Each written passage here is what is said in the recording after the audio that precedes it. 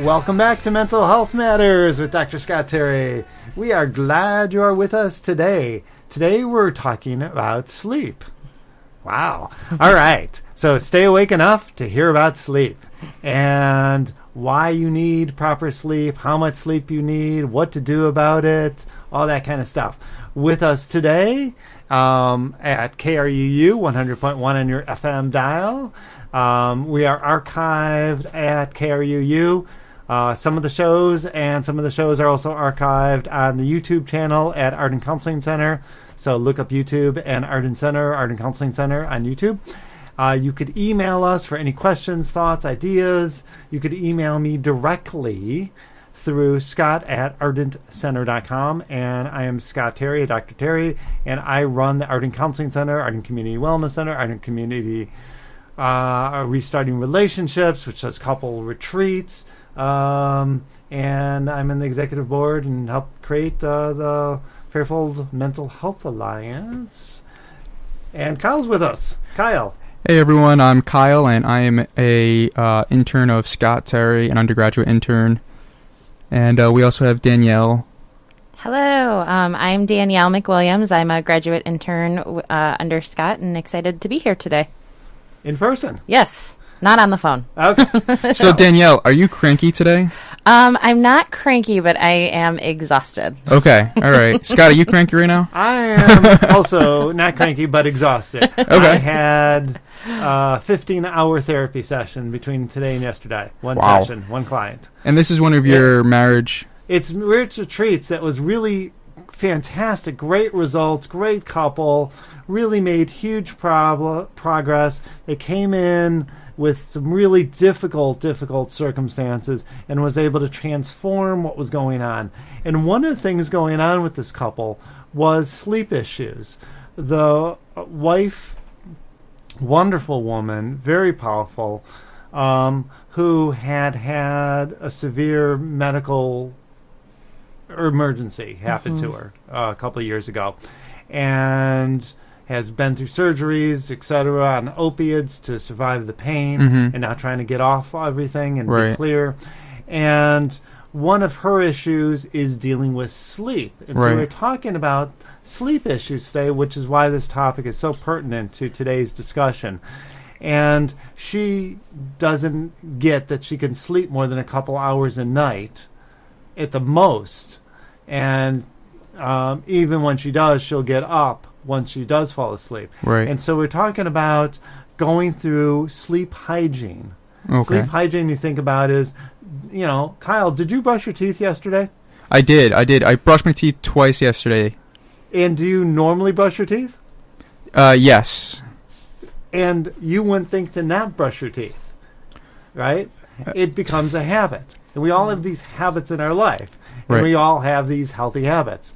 And sleep you need to think about in that kind of same healthy way, because we're going to talk about what happens if you don't get enough sleep or the proper sleep, or you don't have good sleep hygiene.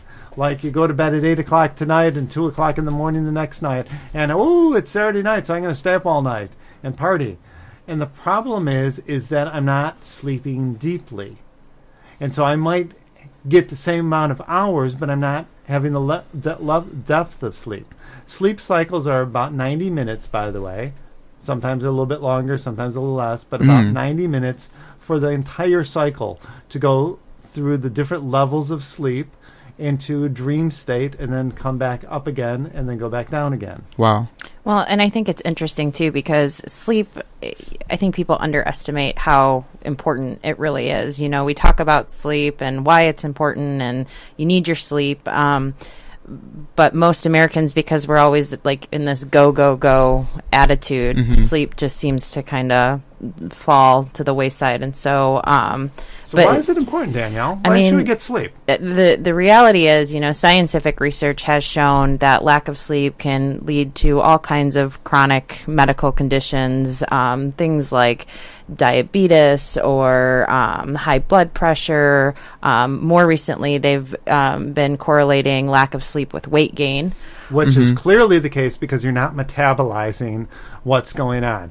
So not only are you not flushing toxins out of your brain, which helps create dementia, literally. But you're also not metabolizing your food in an appropriate way, Right. which is also a good reason to not eat a big meal in this society. Our biggest meal is at night, which is crazy because what are you doing with all that energy, with that big piece of meat that you just ate? How long does that take to digest? And what are you doing with that energy that you just digested? Half digest it, really. Well, and sleep too. You think about when we sleep, that's the time for your body to kind of recuperate from the day. Your immune system gets revitalized. If you're not getting that sleep, then, you could be sick all the time. Your body is just not able to heal the way that it's supposed to. And then what ends up happening too is we end up developing unhealthy, I guess if you want to, sleep hygiene. People will start sleeping on the couch rather than in their bed, or they'll sleep start in front of the TV, right? Which they think, oh, I fall asleep sooner, right? Or I had a drink to help me fall asleep. Except the problem with having a drink before you go to sleep, by the way, everyone, is what? What do you think? You don't sleep as deeply, right? Well, you're more happy when you sleep, right? Because you just had a drink. No, you are for about 5 minutes, but then you might fall asleep sooner, but you're not going to that depth of sleep. Right. And without that depth of sleep, that's how come you wake up with that hangover. That's how come you wake up fatigued the next day, because you're not sleeping deep enough. Now, Scott, what if I get, I'm restful and I get I just read that if you get less than 6 hours of sleep, then you're more prone to heart disease, stroke, obesity, all these things that you just die earlier. Yes. But when I go to sleep sometimes, I'll get like 5 hours of sleep and I'll feel really refreshed the next day. Sometimes I feel good. Sometimes, but again, it catches up to you, so to speak. Right. But that's a misnomer as well, that you could actually catch up on your sleep on the weekend. There's so many myths of sleep that are fun to kind of knock down that we have. Like, oh, I'll just catch up on the weekend. Except the body doesn't work like that. You don't catch up. Because your body... And so if you're getting less than 7.5 or more than 9 hours, there's a problem with what's going on in your body. Right. And it will cause, for this show, all kinds of mental health issues. Right. Right? And what unfortunately is it gets into a negative feedback. So if I'm sleeping 10 hours a night, it'll make me, I might be sleeping because I'm feeling a little depressed. Right. It'll actually make me more depressed, which will then make me want to sleep more. And if I'm sleeping, and if I don't have good sleeping habits, then I'm also tend to have more carbs, more sugar, more emotional eating. And so sleep hygiene is essential, but it's also getting clear on the circadian rhythm. When am I going to bed? How am I going to bed? Right? So an optimal time to go to bed really is 10 o'clock. And they say that for Ayurvedic, but they also say that just in general, sleep hygiene, circadian rhythms. Well, I remember actually going over with one of the, there's a neuroscientist in town, and I was going over with him the possibility of doing a sleep study eventually for grad school. And we were just reading an article, and it was showing that the rate of psychosis increases for individuals staying up later than people who are going to sleep earlier.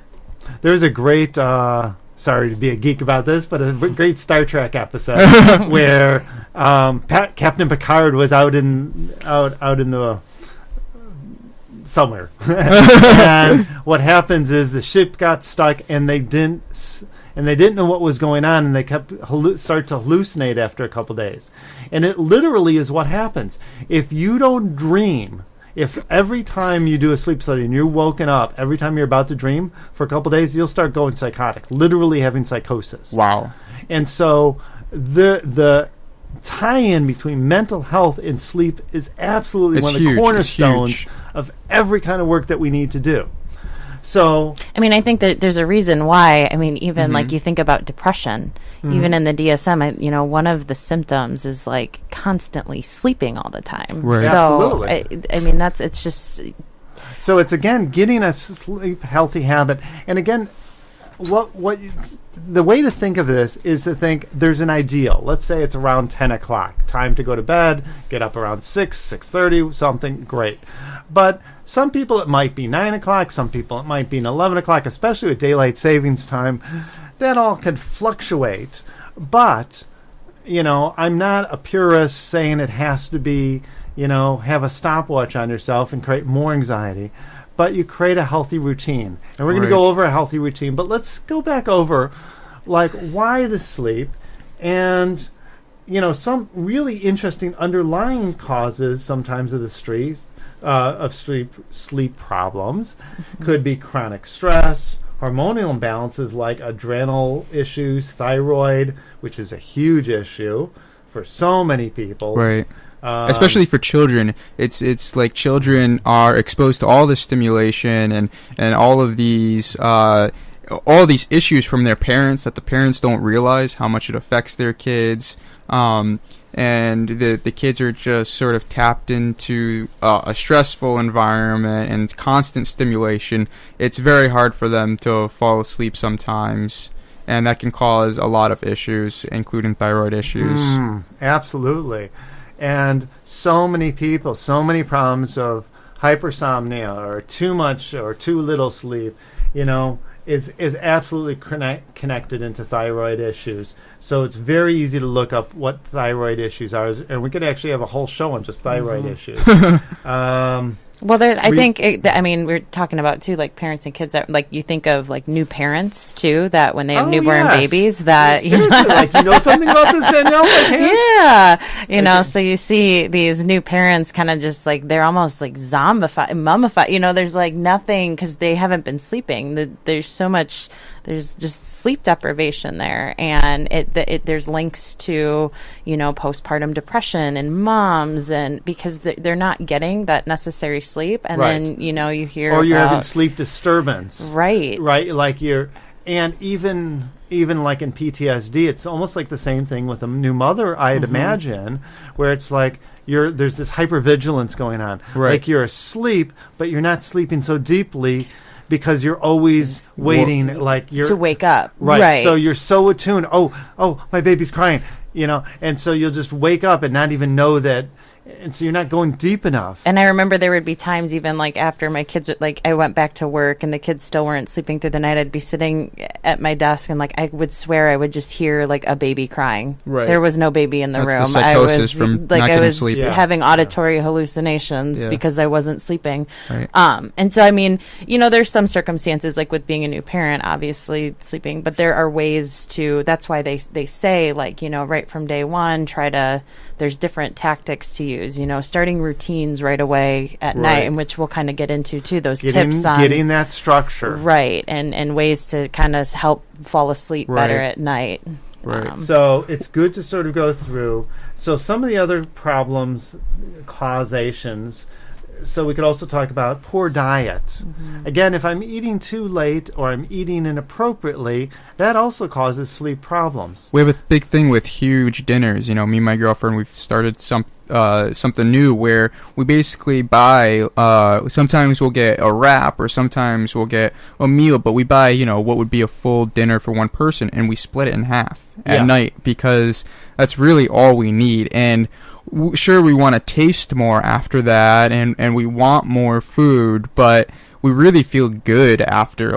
In the moment, we're like, that really wasn't enough, and we want more. But then afterwards, we feel really good, and we wake up much lighter and ready for breakfast and ready for a nice big lunch. Excellent. Yeah. And so it's really getting. Again, it's an attunement to what works for you. Like everything with this show, we're not trying to give you right and wrong, good or bad, all or nothing thinking. We're just trying to give you ideas and suggesting, look back at your own sleep patterns and what problems they're causing you. And people come up with lots of excuses. Oh, I'm just a night owl. Oh, I'm just a this. And it's no, that's a habit. Right. And biologically, there are very, very, very few people who could really be healthy on less than 7.5 or more than 9 hours on a continual basis. And just finding what schedule works for you. Instead of thinking right or wrong, come back to what works for you. And maybe you are unique. We're all unique in some way, but maybe your sleep patterns are so unique that you need something a little bit differently. But look at some of the other conditions that you set up for yourself. What is your diet? What stimulations, stimulants that you're taking during the day that are still affecting you? You know, I always thought, for instance, I was told, cut off caffeine by lunchtime. No caffeine, zero caffeine past that, because the half-life, how long it lasts in the system, could be significant. But if you're having sleep problems, you should cut off caffeine completely, totally zero, because it changes the neurochemistry. Because how many people do you hear, like, too, they'll be at work and you hit that 2 p.m. crash and it's like, oh, I need a coffee. Yes, but then they go home and they're not sleep. Then they don't go to sleep that night. And then the pattern just repeats itself day in and day out. And there might be some individuals that need just a tiny bit of caffeine or something. And it's not bad. I mean, again, we're not black and white. Right. You know, having a cup of coffee is not a bad thing. Having a pot of coffee and needing it, now you're in trouble. You know, having some green tea is very healthy for you. Is there Dunkin' Donuts in the Midwest? We've got Dunkin' Donuts in every corner on the East Coast. Yeah, and it seems to people be. will get these big things of coffee. But in Europe, I think you get like a little espresso, and it's very little. Well, and as like I've become a more recent coffee. To help with digestion. Yeah, I've become like a more recent coffee drinker, and it's interesting. Like you don't pair coffee with a salad. You know, you're not like gonna go order a coffee. You're gonna get like coffee and a pastry. Or right, and so now you're having sugar. You. By the way, you're listening to KREU 100.1 in your FM dial, Mental Health Matters with Dr. Saad Terry, and today we're talking about sleep, and we're just having a discussion, throwing out ideas, looking at different things for you to consider, talk about. We could do a dozen shows just on sleep, and we probably will. But we're just giving you some thoughts to kind of start playing with in your mind what's going on. And there could be good reason why somebody you know might have sleep issues, such as chronic pain or some intestinal dysfunction or sleep apnea. You know, one of the problems with being overweight is that you start having sleep apnea, and now you're not getting enough oxygen to your brain, so your brain's not working as well. You're not sleeping as much, which of course makes you more of an emotional eater, which makes you gain more weight, which makes you, right? And so again, this vicious cycle. And so it's like, whatever cycle you're in, look to shift it to get that you need to be in control of whatever cycle's happening in your life. Absolutely. So let's get into some better habits, or is there any other sleep issues that you guys want to bring up? I'd like to bring up the topic of TV and how TV helps people fall asleep.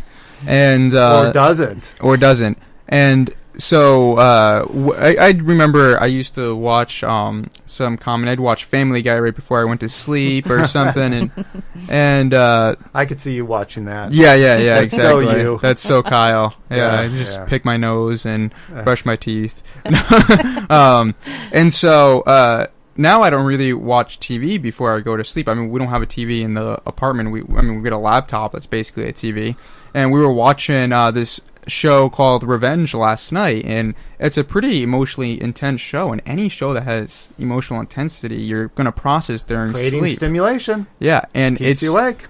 And I went to sleep last night, and after watching it, we just vegged out for a couple hours watching the show, and then went to sleep right after. And it was just in my dreams, and it was just stressful in my dreams. It was stressful going to sleep. I kept dreaming about violence and stressful situations. Nothing too horrific, but it was enough where I woke up and I was like, wow, I was thinking about this show I was watching all night instead of getting just pure rest. Right, and processing. So sleep is a lot of processing what has happened that day, physiologically as well as emotionally, psychologically. But what's really fascinating also about what you said, so it's like you created stimulation before you went to bed, which of course means that you're not going to sleep as deeply. But also, what'd you watch it on? A laptop without blue light filter. So it means that you're ripping melatonin out of your system. Right. And by the way, don't do melatonin on a regular basis. Yes, it's fine to do to re-regulate after while you're traveling, but having it on a regular basis will mean that your body will start getting used to the synthetic melatonin as opposed to producing it naturally. So again, don't become maladaptive. Don't get stuck with, your tools that are there to help that all of a sudden become another problem. Well, and another thing too, with like not even just with the TV. I know, like my husband has a really big problem with he'll lay in bed at night on his cell phone.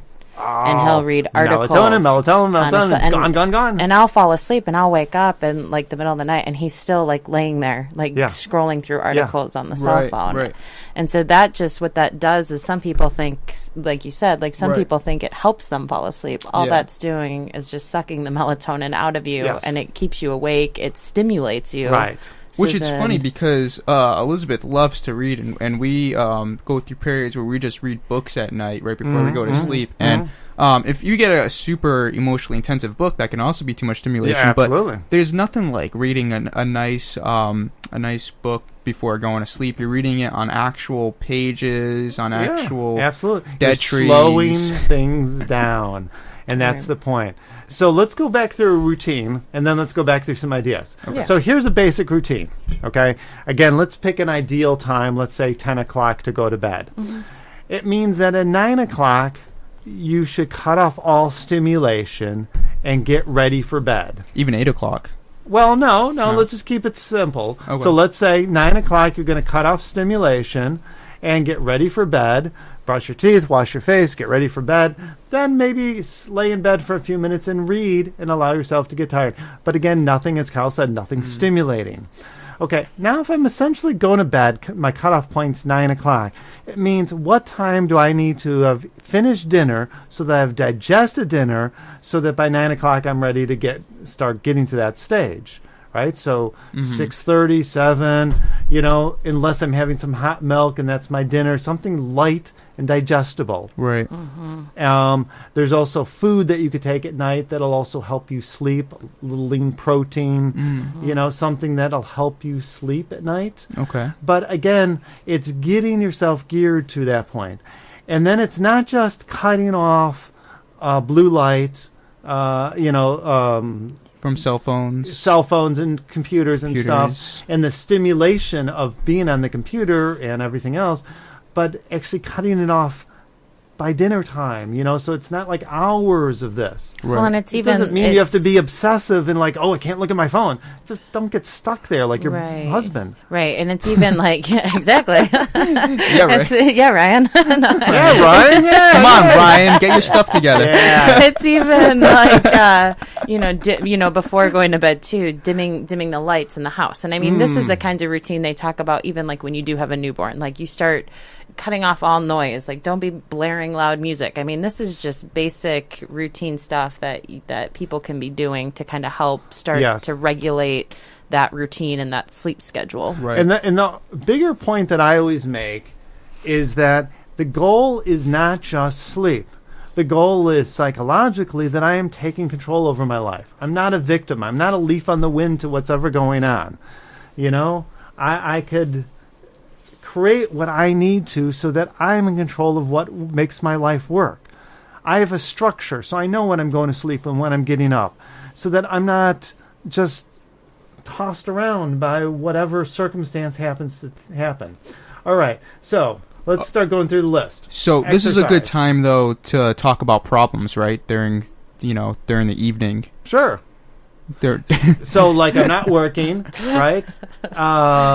And we could get into that one. We only have another 4.5 minutes here, but so I think what Kyle's trying to say is like, so if there's like issues happening like in the home, a couple, right? Like maybe not deciding to like talk about them like while you're laying in bed, knowing that it's going to turn into like this big.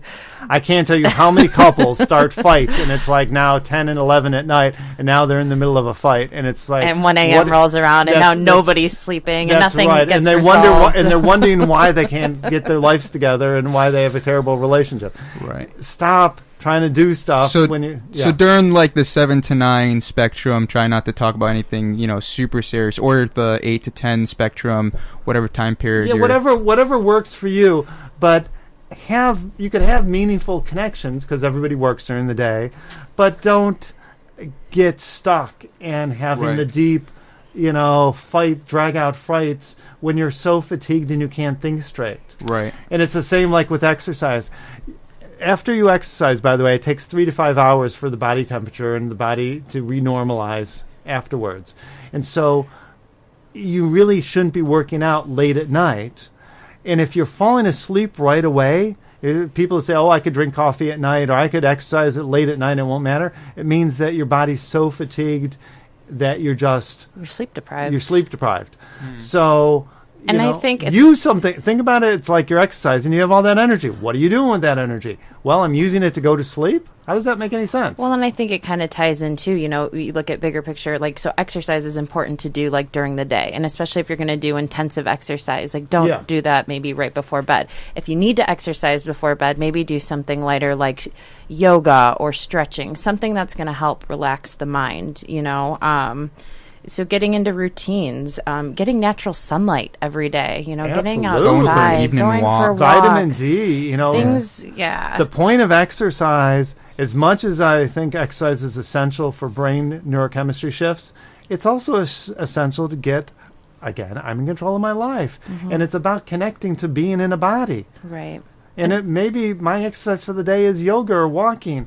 I'm a guy who lifts weights, but, hey, that's okay. It's about connecting to being in your body and stopping with the stress. Mm. And so I think, bigger picture, tying it all together, it's developing a healthy routine for yourself, and it's getting those important things, diet, exercise, all that.